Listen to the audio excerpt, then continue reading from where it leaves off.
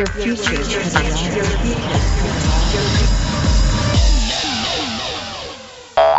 Who we got? It's not Michael Battiston, is it? No. It's worse. It's Keith. And we don't get to have that conversation. And one of the things that drives me up the wall, and no one's been able to answer it for me yet, maybe the two of you can.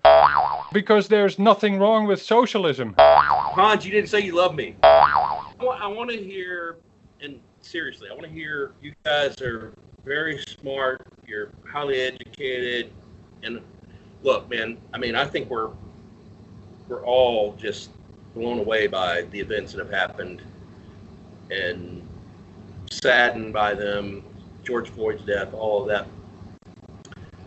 But the defunding of police that so many are calling for, do you guys, I mean, I understand it's not just, well, just cut the funding for police, it's take the funds, divert it, do more softer social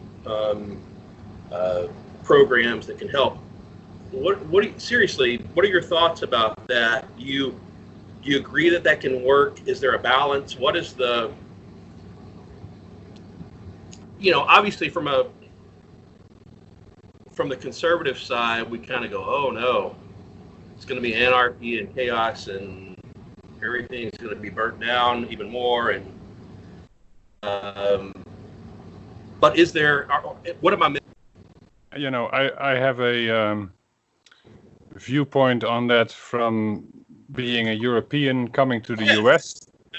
Yeah, that's and a good seeing this police force in all its ways, from how they conduct themselves to how the choice of uniforms or the choice of colors or the choice of emblems is to express a sense of authority and a sense of, I guess, power, the sense of power, overpowering. And but how comparison. is that different? I mean, you have uniforms and they've got their emblems. When I'm in UK, I'm in Scotland, I'm in France, they don't look any different to me. So I don't know for all the police forces in Europe, but I know for the Dutch police force, for example, that the policemen don't wear helmets. The policemen don't carry guns. Only a select few are now equipped with tasers. And the general policy is to stand among the people as opposed to stand opposite of them. So the idea of community policing is much more of a settled thing there, which is also because villages and towns and whatever, they have community policemen that are dedicated to police the particular neighborhood or the particular area of town or whatever. And from that comes a lot of information that you need ahead of time to avoid a more escalated situation that you have to control with whatever means you think you have to control it with. So that's the main difference in my viewpoint between the policy of, again, I know it for the Dutch police a little bit more in detail. I don't know about other European forces and the US force. Well, I have to agree with you that the police probably scare me more than they comfort me. Just their presence. And I've never done anything drastically wrong other than my tags being expired or driving over the speed limit. But there is this, when they walk up to you, this intimidating sort of. Now they might say, well, they're intimidating because they feel threatened, although I don't have a gun, they do. But I don't know, Keith, I don't know if Hans told you my California trip incident. Did he tell you about that? I feel like he did, but I don't remember. Jog my memory. I don't want to take too long, but Angie and Evan, my wife and son and I went to California back in early February for business, and we decided last minute. Oh yeah, he did tell me this. Yeah, yeah. I remember. Got stopped twice within 12 hours. Right. And it was completely intimidating. And I'm not trying to relate my experience to a black person. I'm just saying there is that. Are you? I don't know. I don't know if from their experiences. Okay, we know that someone with a California tag driving a black car crossing through the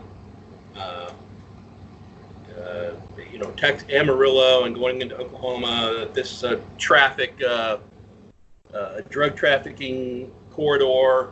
So we know statistically that this is the kind of car we got to stop.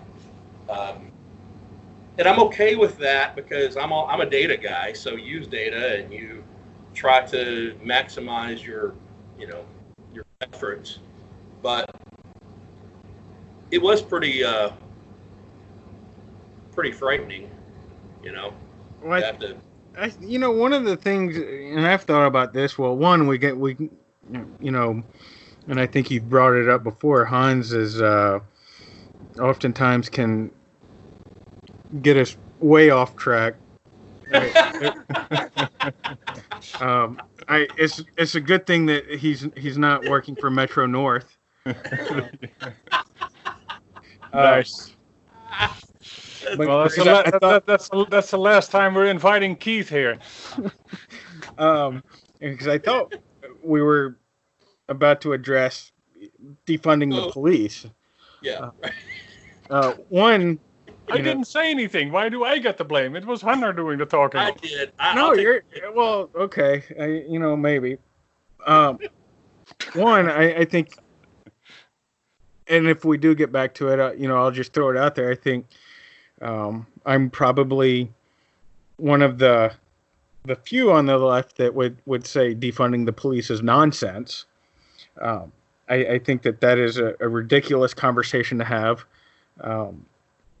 At least in support of it. I mean, maybe not a ridiculous conversation to have, but supporting it, I think, is nonsense. But I think that like what we're talking about in terms of the police and their presence and the I guess facade and making people uncomfortable or fearful. I think. A lot of it, in America, I just read it, probably in some leftist newspaper this morning, but America kills and arrests those that they haven't killed more than any other Western nation, and we imprison more than any other Western nation, and I think that says a lot, but I think like America, we seem to be, there seems to be this hyper masculinity in our country, just being American. And cowboys. Sure. Yeah. And I think that plays a big role in it. And I think that, it's not very hard for someone in some position of authority to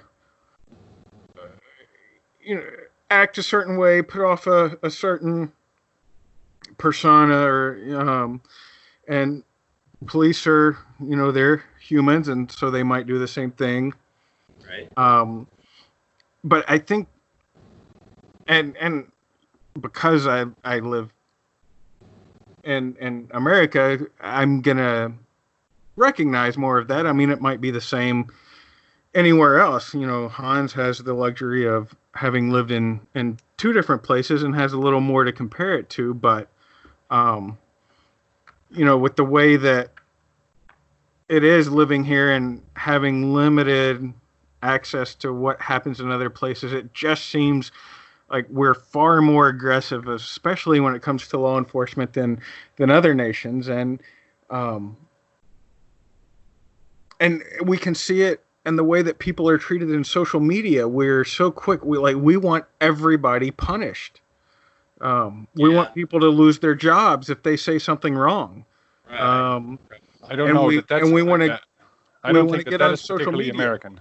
Sorry. And maybe not. I mean, but like I You said, don't think it's, Hans, you don't think it's particularly American? No, because I mean, I have, friends in India, friends in the Netherlands, and I don't see particularly a difference in the conversations that are going around. It's just the fact that it's social media and the perceived, level of anonymity that you have with social media that brings out the real crudeness, is the best way I guess I can put it.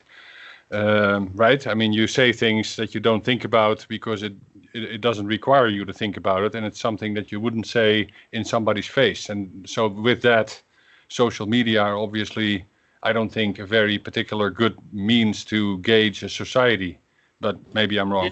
No, well, before, I don't want us to get too far off on that because I don't want to be like Hans getting everybody distracted. I do want to stay on this idea of punishment first before we move on, because I think that, and again, being in America, I might be different. Hans might be able to help me, but I think that we're so focused on punishing, we don't think about rehabilitation, and I think that goes back to this hyper masculinity, the punishment, paying for the crime, and I'm afraid that those sort of same the same passion, like with these people that want to defund police. Well, if we did that, we're going to go in this extreme direction, or an extreme move in this opposite direction, and I think that's a little silly too, but I think that we really have to change this idea of law enforcement. We don't need to defund it, but it needs to be demilitarized.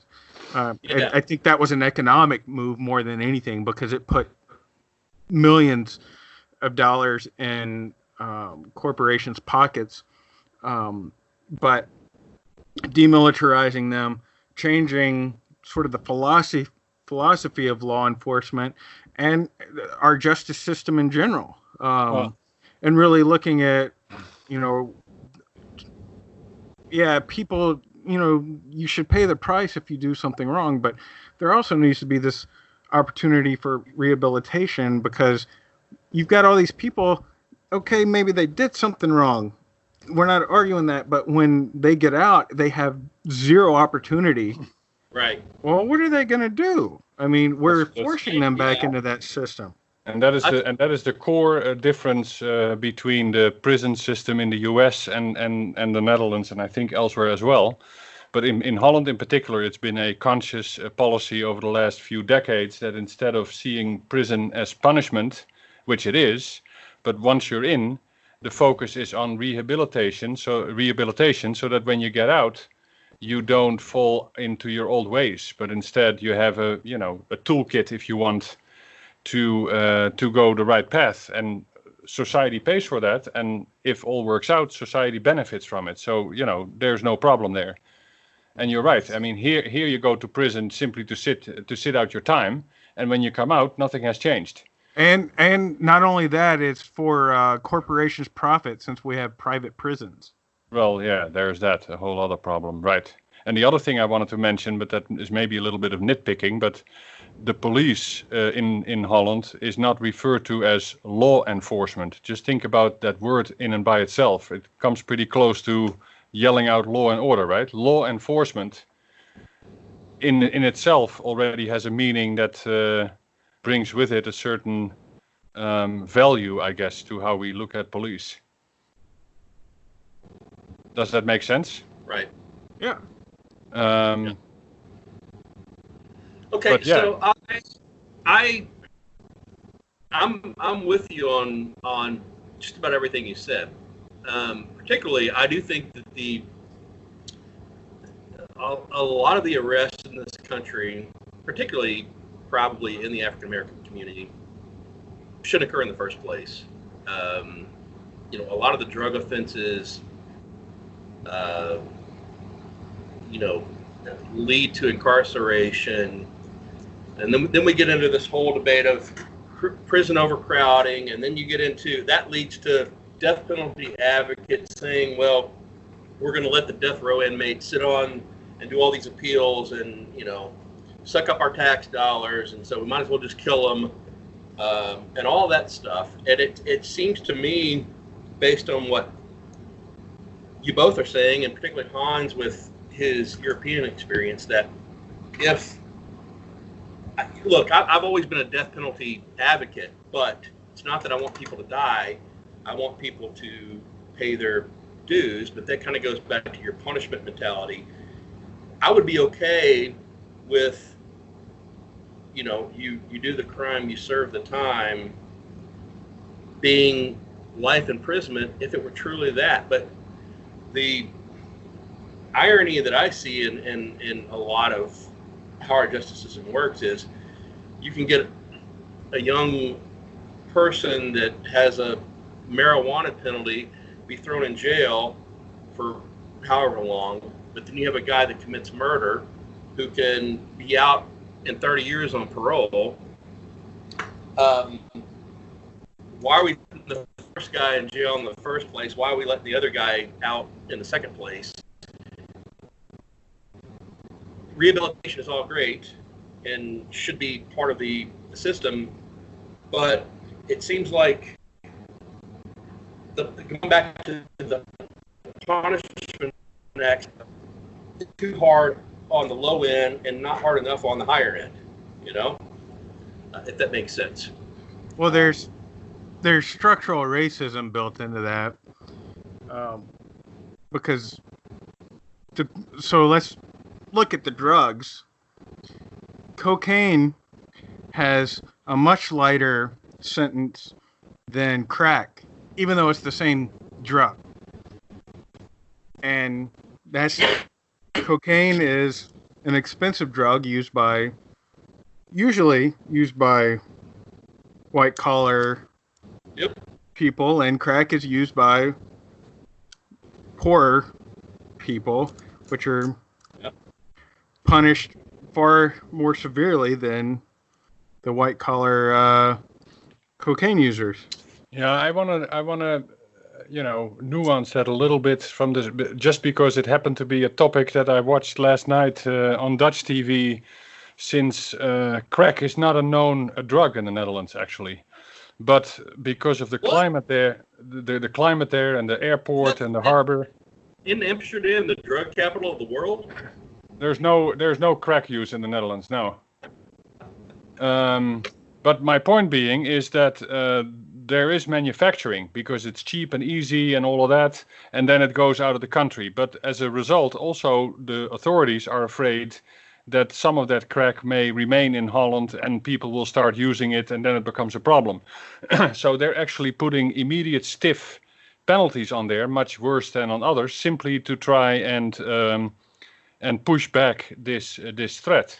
So I don't know if that is the same way in the US, but I mean, the effects of crack on the human body versus the use of cocaine are not the same, right? I mean, I don't know all the details about it, but I think the effects of crack are much worse, aren't they?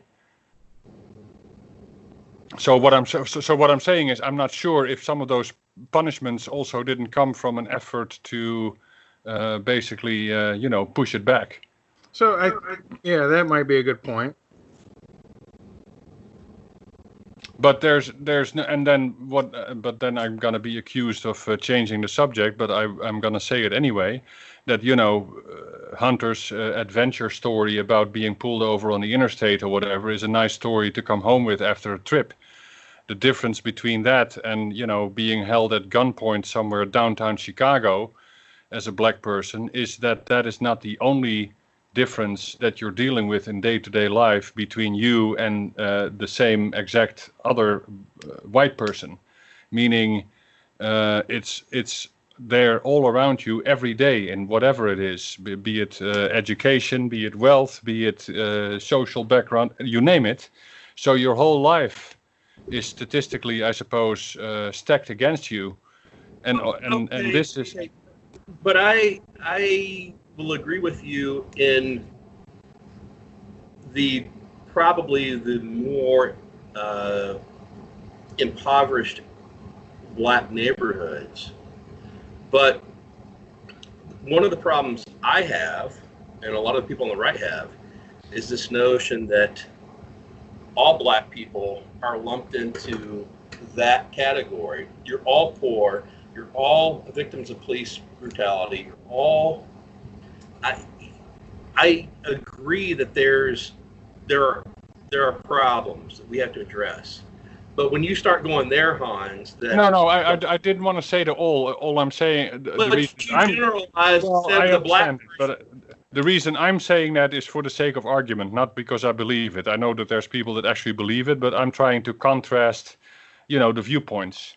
So when I say that the fortunes are stacked up against the black people, I know that shouldn't be generalized. Even within a community, it can be different, but I do see that there's a difference and a lot of history, as a result of which there is a lot of frustration. And, policing is one of those tangible things that you can protest against when you don't like the way that it shows its ugly face in some cases, like in particular in this case it did. And I know it's only one situation out of, a million that occur every day. But I think we all also agree that the ease with which that occurred on camera, or at least the perception was that it occurred with fairly great ease and acceptance, if you want. That's a problem. And if we don't agree that that's a problem, then we have a whole other problem. Yeah, I wanted to ask you guys. So I've heard, and I admit I have not researched this because I tend to not want to distract from the fact that I thought you were going to say I tend to not speak based on knowledge, but go ahead. I'm joking. Wow. I'll cut it out, I promise. When you point your finger at someone, Hans, you've got 3 pointing back at you. Wow. Okay. Go ahead, buddy. I'm going to let you slide on that one. Because I didn't want this to distract from the aspect that George Floyd's death is horrific and awful and should have occurred in the first place. But I'm just asking you guys if you've heard about this piece of Chauvin's past history with him. Have you guys heard about this? Well, they worked for the same employer, if that's what you mean. And he worked the door, and George Floyd worked inside, or vice versa. I don't remember. Well, Chauvin had 18 complaints filed against him over the past Yeah, he did. 12 years, or 12 complaints over the past 18 years. But I can't remember which numbers fall in which category, but I had somebody that told me that, George Floyd had a rap sheet, and my immediate response was, so what? I mean, why does that matter? But go ahead, because you were in the middle of your argument. Go ahead. It's not an argument. I'm just putting it out there that if that had something to do with, was there a personal, and because he was wearing the uniform, that now has been taken from, this is personal, I'm getting you back to, and he shouldn't have done it in the first place, but he did it in the uniform, and now all police are bad. Police brutality is now, okay, we've just seen the ultimate experience of police brutality, and now we got to do something.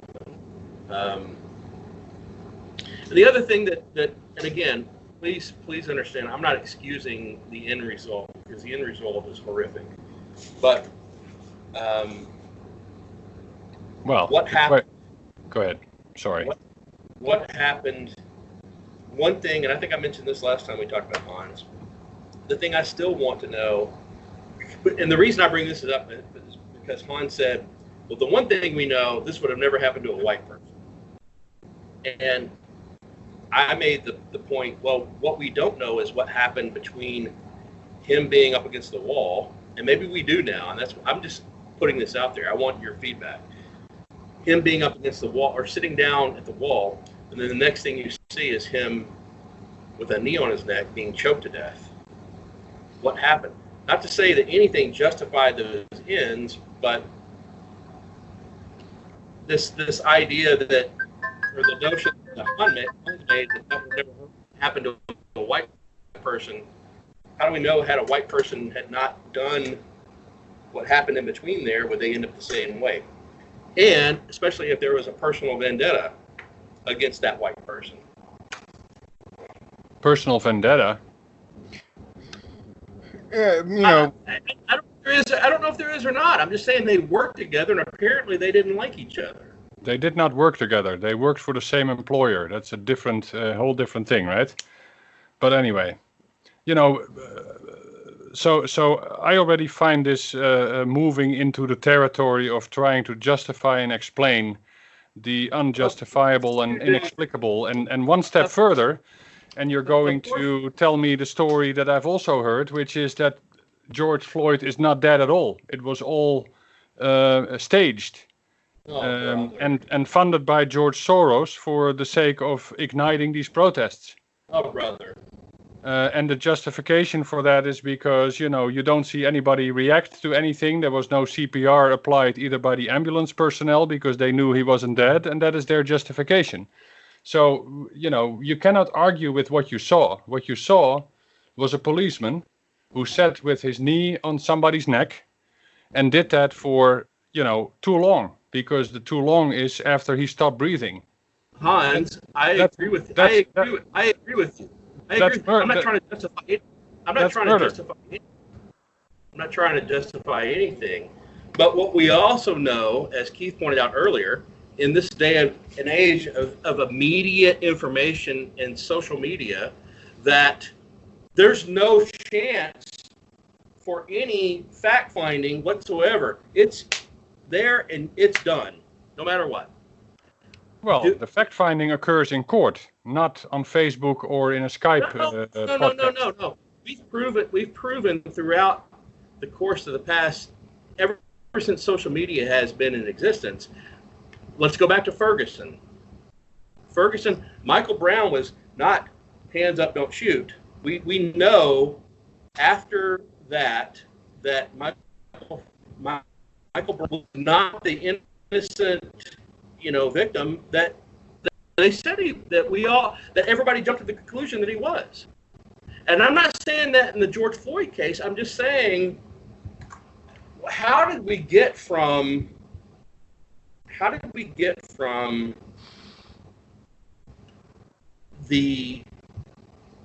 where we were a month ago to now, to where we're talking about defunding police and we're talking about anarchy and burning cities and burning buildings and, you know, looting, stealing cars? How did we get there nationwide? Worldwide, not only nationwide, by the way. Yeah, worldwide. I get with Rodney King and with, you know, where it's pockets and cities, but now it's just this worldwide. Everybody has jumped onto this fuck the police as, what was his name? Straight Outta Compton. What was the rapper? Ice Cube. Ice Cube. Well, Ice Cube, Easy, and it was NWA. Yeah. NWA. We've gone immediately to. I mean, I'm just sitting here scratching my head, going, how have we? Governments of cities and are now on this tirade of defunding police departments. How have we gotten that far? Well, if the defunding of police departments is defined as setting apart budget or adding additional budget to address, you know, some of the issues that some of the police apparently have, I would imagine that is a fair statement, then I'm all for that. If it means, you know, we're just not going to pay for police on the streets, then that's a problem. I don't agree with that either, just like Keith. Well, look, man, I'm the biggest conspiracy theorist on the planet, and I think that, you know, Wall Street is screwing all of us every day. I think that Washington is screwing us every day. I don't doubt for a minute that the system is rigged against all of us, and that black people are being more victimized by the current justice system. And I'm all for investigating that and fixing that shit. Yeah, so the solution is vote. The solution is be informed and vote. That's the only thing that you and I and Keith can do. But where my head is exploding is the almost imbecile, and I hate to say it that way, but the imbecile responses of Hollywood and Jeff Bezos of Amazon. And everybody's just, oh, all I got to do is say Black Lives Matter and we support the black. And it's like this, oh, aren't I great? Haven't we done our job? And everybody's just on this, I'm just going to go there and say that, and now I'm okay, you know? Where's the hard work of really digging into this issue?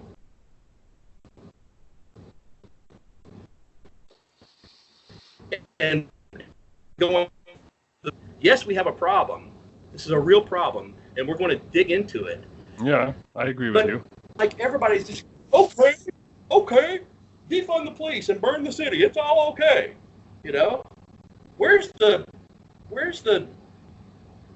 brains in all of this? I don't think people want to sit down and have this conversation. I don't think that we've really ever wanted to sit down and have this conversation, at least not in our country. And I think that, first of all, there's this gap between right and left, which is the same gap that is Black Lives Matter and the extreme on the other end. All lives matter. All lives matter. Blue lives matter. Whatever. Protect the rainforest means you can cut down all other forests. I liked that analogy, but go ahead. The biggest problem is, it seems like in our country, we have gotten to the point where so much of our identity is wrapped up in our political and social views. We won't deviate from those views. Right. And we will, even though on the one hand, I will say, I disagree with most of what Trump says. I don't like what he puts on Twitter, but I still support him. I still vote for him. Same thing with, someone on the left, whether it's Clinton, or Obama or anyone. I mean, if you're on that side, you won't deviate. You oftentimes struggle to listen to the other side. We don't want to listen to the other side. We have these preconceived notions of what the other side thinks or how the other side makes us feel. I keep trying to get Hans to read some different books, and I'm reading one right now. I sent him a video to watch of it, but I'm reading this book titled Strangers in Their Own Land. And, I mean, it gives this incredible insight into what these particular people, right-wing, conservative-thinking people, how they oftentimes vote and think in these paradoxical ways, where on the one hand, they oftentimes are voting for politicians who are allowing negative things to happen to their, livelihoods, their environment, their existence. But because we are on the right, we are on the left, we can't deviate from that line of thinking. And if I'm on the left, I have to hold up that Black Lives Matter sign. And if I'm on the right, I have to hold up that Blue Lives Matter sign, and I have to tune everything out. We can't have this conversation when people are like that. Right. And we are so divided. It just blows my mind whether Corona is a hoax or not. But we have tied wearing a mask. Topic, by the way. But Which was the original topic, right? Right. But I'm okay. This is good. Whether it's a hoax or not, we have tied our political viewpoints to whether or not we're going to wear a mask. Right. I think that is part of the Exactly. problem. So part of the problem is I see two elements that are a problem. One is this two-party system that we have, which is really killing us. And the second thing is that as soon as a topic comes up for public debate or whatever it is, somebody with authority, I guess, in this case, for example, Trump, puts a political label on there, or the label of it's acceptable or not acceptable. And with that, immediately the topic is cut in half in terms of whether you're for or against it. And that is just lethal, right? Because before, he started to make a point of saying a face mask is not for me. Nobody saw that as a political thing or a rebellious thing or whatever. Ever since he said that. Well, I guess that's my opinion. I don't agree with You're that right. at all. It's maybe it's not a fact. It's my opinion. You're right. But you know what I'm trying to say. So forget the specific example. But what I'm trying to say is that this two-party system and this need that we put labels on things right away is what kills part of the conversation. Totally. And let me just say, when I say I disagree with you on that, weeks before that ever happened, I had made the decision, I'm not wearing a face mask. I don't care. You know what? If I get sick, and this is, my wife gets on to me about this. What's going to happen is going to happen. I don't want to get sick. I'm going to wash my hands. I'm going to try to not, I'm going to be sensitive and not cough on other people. But if I end up getting sick with this, it is what it is. Yeah. So the big difference, so the big difference between you and me is that you're wearing a mask to protect yourself, and I'm wearing a mask to protect others. Well, okay. That's the difference. I'm wearing a mask. I'm wearing a mask just because I'd rather. I'm trying to figure out, okay, which side is it safer to be wrong on? And well, I figure it's safer to be wrong wearing a mask than, right. wrong not wearing one. It's not that I don't care about my fellow manhons. I think this was overblown in the first place, and I do believe in the herd immunity aspect of this. I believe that it's overblown, and I'm going to do the best I can to be safe and not to. When I'm in the grocery store, it's not like I'm rubbing up against somebody and I'm trying to keep my distance. But I'm not going to go and wear a mask just because someone tells me to and because it's the politically correct thing to do. And to Keith's point, that's where it became. You go in the grocery store, the people that aren't wearing masks are Republicans, the people that are Democrats. That's where it got to in this country. It's crazy. I wear a mask because my significant other asks me to, and that's enough for me. And that's great. Absolutely, and you should. You should. But don't judge me as someone that is insensitive to my neighbor and doesn't care about my neighbor because I'm not wearing a mask. Well, the reason that I say that is because I also believe in the model of each individual being a vector in the spread of this virus, whether you get sick from it or not, but you're a vector in the spreading. And if you take yourself out of the equation in a way that seems reasonable, by wearing a mask, by keeping 6 feet distance, by not shaking hands, by not going into public places that you don't necessarily have to go into, then it helps mitigate the spread. I don't think that anybody can argue that those set of facts. Yeah, I social distance as much as I could, but when I go out, I'm not. First of all, it's just oxymoronic that we're sitting here talking about masks being the protective device when we're touching everything. There's so many other ways that we can spread this disease when we're all Target's open and TJ Maxx is not.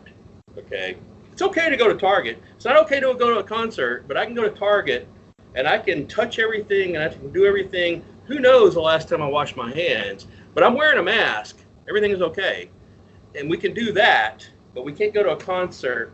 The whole thing is absurd to me, how we've managed this social distancing. Yeah, but it wasn't. Hang on. Guidelines are good. These are good practices. But to ever fantasize that we, the billions of people in this world, just because you're wearing a mask and you're socially distancing, you're not going to spread the disease. It's just goofy. And to me, it did become a way of control and a way of separating the good people from the bad people, you know. And look, I'm just a rebel in the first place. I don't like people telling me what to do. I don't want to wear a mask in the first place because I just don't. It's not about that I'm insensitive or don't care about other people. I just think it's kind of goofy, you know. I don't think it really works. You know, the way you respond, to me, two things come to mind. One is, you know, it doesn't matter what you think. You just do what the authorities tell you to do. That is law and order, right? You should be all in favor of that. And the second thing is this idea of being controlled and whatever covers a lot of what we talked about earlier, except those people have had to deal with that for the last 400 years, and you only have to deal with it for 3 months and you're complaining. I already told you that I'm not 100% trusting of the police, and that, I mean, I think I started off my piece about this, is that the police sometimes scare me. Am I 100? I don't trust them all the time. I don't trust the justice system all the time. I think the justice system is skewed in a lot of ways. But I think the negative impact on individual freedoms in our economy and the greater picture of the COVID-19 experience is way worse than the direct effects of the disease. Yeah, we'll have to judge that in hindsight, I suppose. The people in Venice love it. And people in Venice, Yeah. Italy, They're trying to figure out how to keep the tourists away now. Yep, right? that's true. You know, this whole, I mean, again, I have had these conversations now many times, and I guess it's related to that I firmly believe in what we did, and that it's easy to sit now on, you know, June 8th, 2020, and judge what we did back in February when we all of a sudden were confronted with something that we didn't know and didn't understand. At the time, nobody knew what we were dealing with, even though, well, I shouldn't say nobody, right? Because nobody that was in a policy position or in a decision-making decisions, you know, virologists and whatever had been talking about it for some time, but society and all of that was not prepared for something like this. And the core situation that we all feared was that something would happen like what we were seeing on TV was what was happening in the ICUs in Italy, where doctors were forced to choose between who could live and who had to die. And that, to me, was enough to say, let's put the world on hold for a bit, because nobody should be okay with the idea that the stock market, you know, goes forward while somewhere else barbarian decisions are being made, because I don't have any other word for it than barbarian decisions. But you guys do that all the time with socialized medicine in other countries. You make decisions on who gets in the line first, right? Yeah, but I have no idea what you're talking about, but yeah, okay. But people down at Cigna get to make the same decision for me, and possibly that's even worse because that's for profit. Yeah, you're right. You're right, Keith.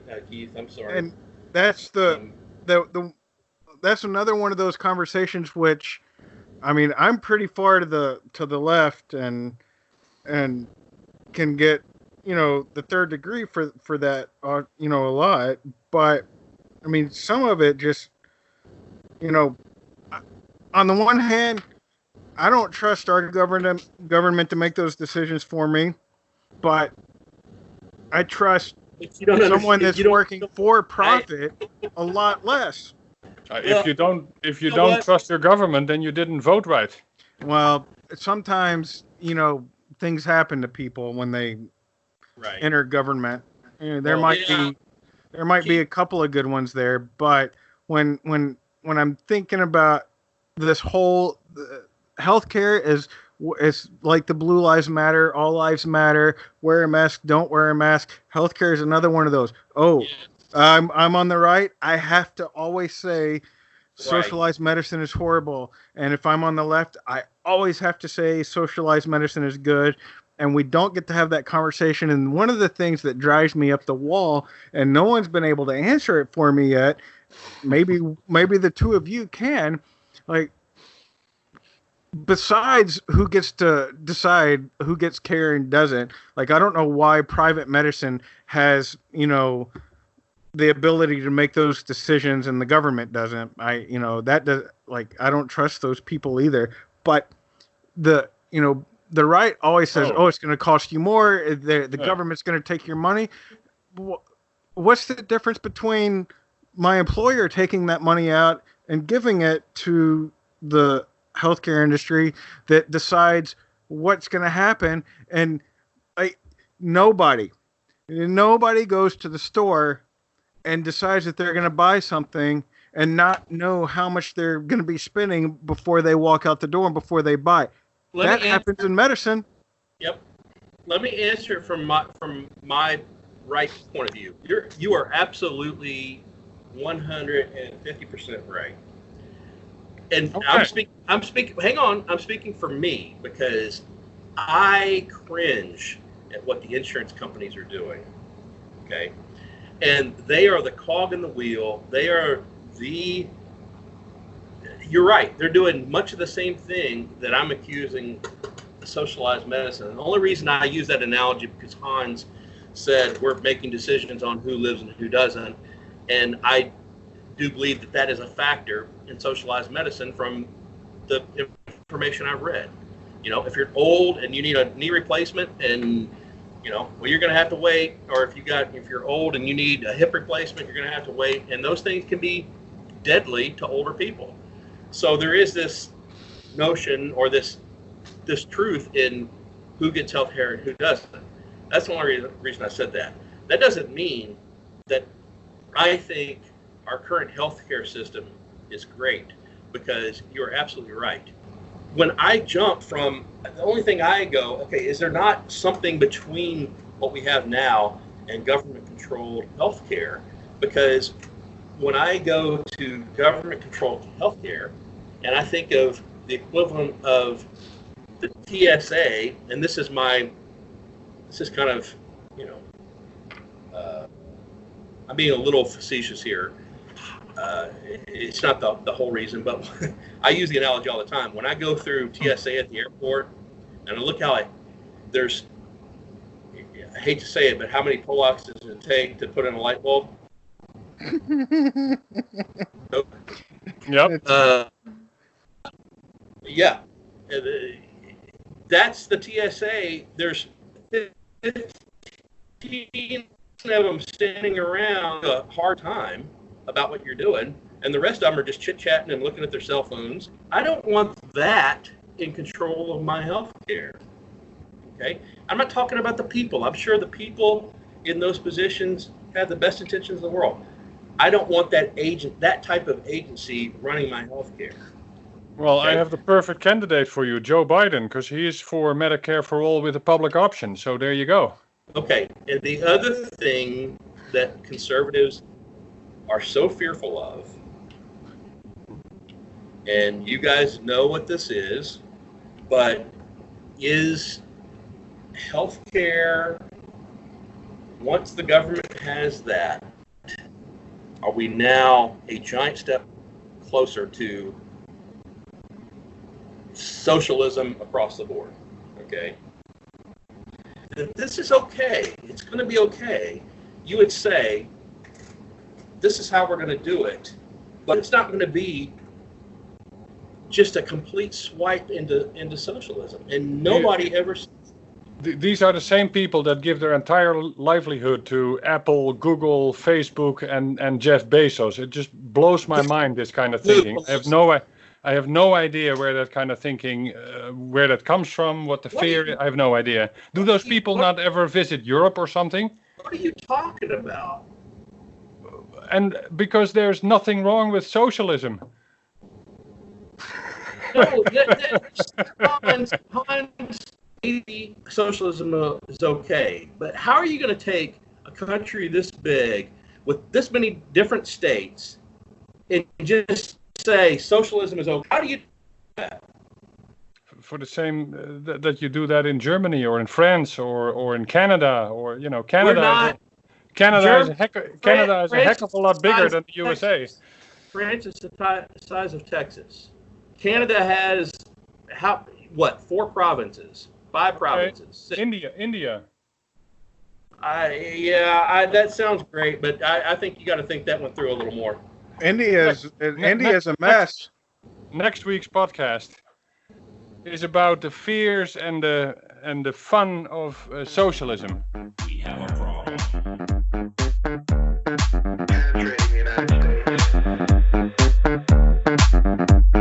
I thought it was safe. Your future has arrived.